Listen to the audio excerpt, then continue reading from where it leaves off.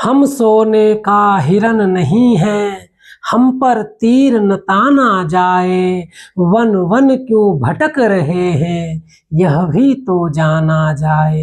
नमस्कार साथियों, प्रिय विद्यार्थियों, स्वागत है आपका हिंदी हाउस में। आज मैं आप सबके बीच व्याकरण का एक भिन्न प्रकार का अलग टॉपिक लेकर के आया हूं।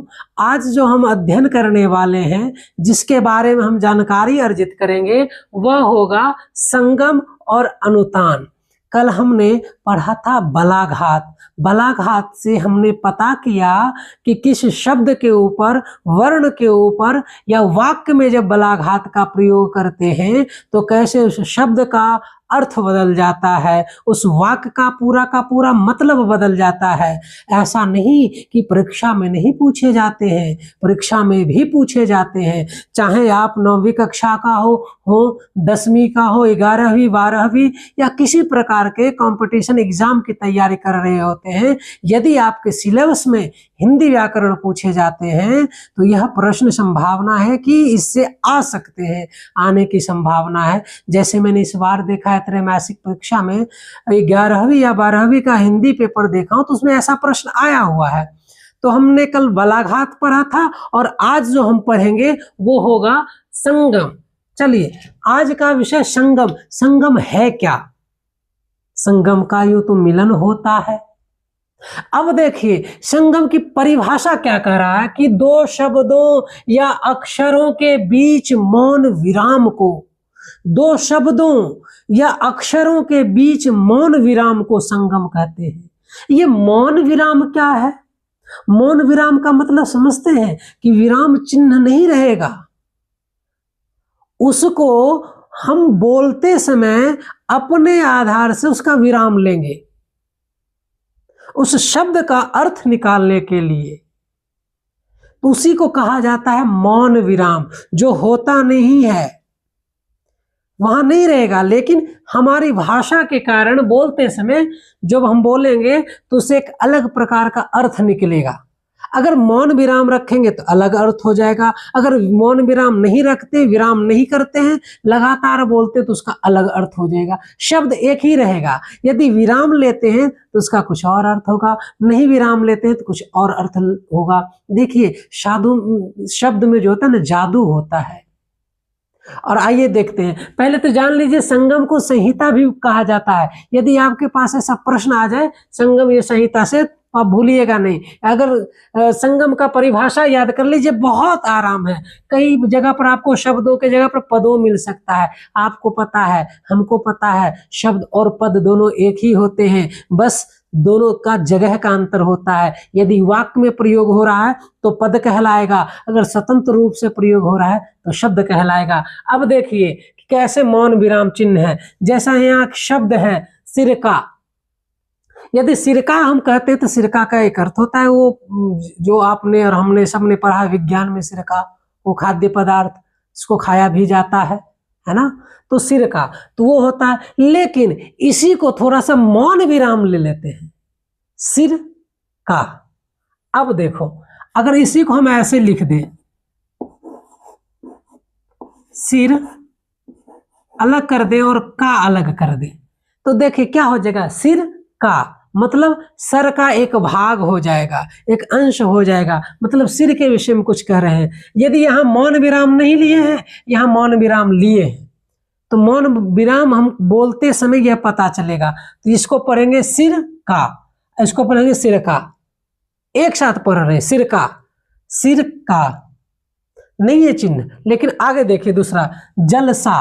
अब जब जलसा हम कहते हैं कि जैसे आज हमारे विद्यालय में जलसा होगा, जलसा का मतलब सभा होता है, उत्सव भी होता है, तो जो सभा होगा वो होगा। तो लेकिन अगर इसी को हम लिख दें, यहां देखिए जल सा, अब देखिए दोनों का अर्थ बदल गया। एक साथ लिखे हैं तो जलसा का मतलब सभा हो गया, नाच गाना हो गया। अब दूसरा जगह अलग कर, जल और सा अलग कर दिए तो यहाँ हो गया जल जैसा, जल के समान। और यहाँ सिरका में वही हो गया। अब देखिए शब्द है कारण। कारण का अर्थ आप सब जानते हैं, लेकिन इसमें भी वही करते हैं, का हम अलग कर देते हैं और रण अलग कर देते हैं, तो हो जाएगा कारण, है ना, कारण। तो का अलग रण अलग कर देते, दोनों का अर्थ अलग निकल जाएगा। उस वीर का रण में देहांत हुआ है, उस वीर का रण में देहांत हुआ है, लेकिन हम उस साथे पढ़ देंगे तो अर्थ ग्रहण करने में कठिनाई होगा। उस वीर कारण, तो कारण आ जाएगा, साथ लिख देंगे, इसलिए मौन विराम आवश्यक है। ऐसी मौन विराम को संगम या संहिता कहा जाता है। और देख लीजिए शब्द क्या है, मन का। मन का मतलब समझते हैं, मन का अर्थ होता है मोती, मोती। इसी को हम लिख देंगे मन का।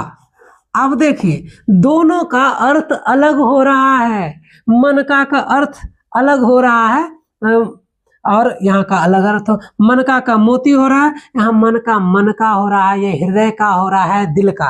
ये मन का से मतलब क्या है, मन का मतलब हृदय का, दिल का। यहाँ मन का मतलब मोती हो रहा है। चलिए अगला देखिए, पीलिया। आप पीलिया समझते हैं, पीलिया एक प्रकार की बीमारी है, और इसी को आप लिख लीजिए पीलिया, है ना,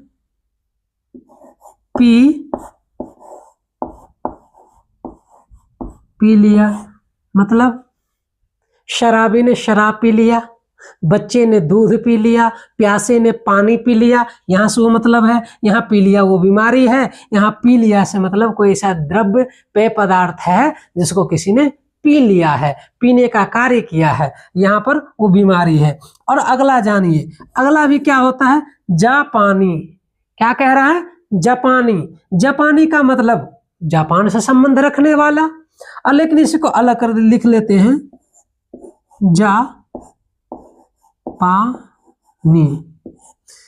जापानी, है ना। अगर इसको वाक्य में ले तो ज्यादा बेहतर होगा, यदि इसको वाक्य से समझे तो ज्यादा स्पष्ट होगा। जैसे कह ले जा पानी ले आ, कह दूं जा पानी ले आ, इसी जगह हम लिखेंगे जा पानी ले आ, है ना। अगर हम ला दें जा पानी ला, अगर इसके जगह पर हम लाल ले लेते हैं तो क्या हो जाएगा, जा पानी ला। इसको अलग कर से लिखेंगे, मतलब मौन विराम, विराम है नहीं दिया हुआ लेकिन मौन विराम लेना, जा पानी ला। किसी को आदेश दे रहे हैं पानी लाने के लिए, एक तरह जापानी कह रहे हैं तो वहां के वासी या जापान से संबंध रखने वाला का बोध हो रहा है। तो ये रहा संगम या संहिता। यदि आपके बीच या आपसे कभी संगम या संहिता से प्रश्न आ जाए तो आशा करते अब तो नहीं छूटेगा, इतना तो समझ गए। यदि नहीं समझे हैं तो आप कमेंट में बताइए, कोशिश करेंगे समझाकर ही छोड़ेंगे, ठीक है। तब तक के लिए हम आगे अगला पढ़ते हैं, अनुतान। अनुतान क्या है, जब हम कभी बोलते हैं, कुछ बोलते हैं तो केवल धारा प्रवाह नहीं बोलते हैं, किसी शब्द पर जोर दे करके बोलते हैं, किसी शब्द पर ज्यादा जोर देते हैं, किसी पर कम जोर देते हैं। हमारे स्वर तंत्रियों में उतार चढ़ाव होते रहता है, आरोह अवरोह होते रहता है। उसी आरोह अवरोह को, उतार चढ़ाव को, ऊपर नीचा को अनुतान कहा जाता है। अनुतान से क्या होता है, शब्द एक ही रहता है पर उसका प्रयोग करने की स्थिति पर जिस प्रकार से हम प्रयोग करते हैं उसके अर्थ में परिवर्तन हो जाएगा। और अनुतान में आंख का, भौंवे का, मुंह का बड़ा योगदान होता है, बड़ा योगदान। इसलिए अनुतान का मतलब हम लोग समझते हैं, क्या कहते हैं, बोलते समय आवाज या ध्वनि का उतार चढ़ाव। जब हम बोलते हैं तो हमारी आवाज जो होती है, ध्वनि जो होती है, उसका उतार चढ़ाव, कम ज्यादा, है ना, ऊपर नीचे या आरोह अवरोह को अनुतान कहा जाता है। कि किसी शब्द पर कितना बल दे करके कह रहे हैं, कम दे रहे हैं, ज्यादा दे रहे हैं, उसके आधार पर अनुतान को यहाँ बताया गया है। तो अनुतान का अर्थ क्या हो जाएगा, जब हम किसी शब्द पर, किसी वाक्य में किसी शब्द पर विशेष जोर देंगे या उतार चढ़ाव रहेगा या उस पर हमारी जो ध्वनि होगी, आवाज होगी, उसका आरोह अवरोह होगा, तो वही कहलाएगा अनुतान। एक बात और याद रख लीजिए, अनुतान को स्वर लहरी भी कहा जाता है या सुर लहरी भी कहा जाता है। यदि आपसे पूछ ले स्वर लहरी क्या है, सुर लहरी क्या है या अनुतान क्या है, तो आपको घबराने की जरूरत नहीं है। आप इस पर केवल विचार करिए और ध्यान दीजिए कि बोलते समय, है ना, बोलते समय आवाज या ध्वनि का उतार चढ़ाव, आरोह अवरोह अनुतान कहलाता है, सुर लहरी कहलाता है या स्वर लहरी कहलाता है। अब देखिए कैसे, मैंने अभी अभी बोला है कि इसमें हमारे एक्सप्रेशन का महत्व रहता है। बोलते समय आंखों का एक्सप्रेशन, भौएं, भौएं मतलब भ्रिकुटी, ये जिसको हम लोग आईब्रो कहते हैं, इसको भ्रिकुटी बोला जाता है संस्कृत में। हिंदी में हम लोग भौं का प्रयोग करते हैं। चलिए, तो इसका भी प्रयोग होता है। देखिए, आप साधारण सी भाषा ठीक है, अगर सामान्य भाषा, ये अगर पूछे कोई सामान्य भाषा ठीक है, इसको 3 तरीके से हम लोग बोल सकते हैं। ठीक है, सामान्य सी भाषा बात करें, ठीक है, ठीक है मतलब एक में सामान्य सी भाषा है, साधारण सी है, दूसरे में प्रश्न पूछा जा रहा है, और तीसरे में क्या कर रहा है, आश्चर्य प्रकट किया जा रहा है। ठीक है, ठीक है, ठीक है ना, ठीक है, ठीक है, तो ये एक ही है, लेकिन जब इसका प्रयोग कर रहे हैं, उस शब्द पर जब ध्वनि का आरोह अवरोह हो रहा है, उस ध्वनि पर मतलब उस शब्द पर हम अपने क्या कहते हैं, ध्वनि को किस प्रकार से ऊपर नीचे कर रहे हैं, उसके आधार पर एक ही शब्द में, एक वाक्य में कैसे वो अलग अर्थ ग्रहण कर रहा है ना। जैसे आप किसी बच्चे को काम कर दे, कहने के लिए कर दे, या भाई बहन को कर दे, नहीं करेगा, ठीक है, क्या है, ठीक है। अब ये अलग अलग अर्थ निकल रहा है।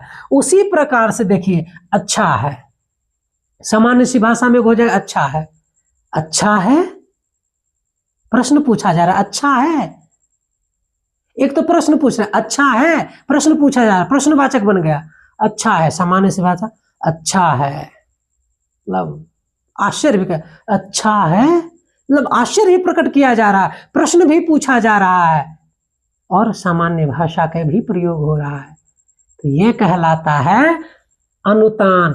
और देखिए, रघु जा रहा है, रघु जा रहा है, रघु जा रहा है, रघु जा रहा है।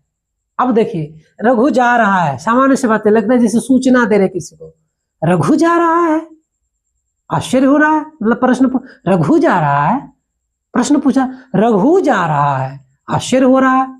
तो शब्द पर जब हम अपना आवाज को, अपनी ध्वनि को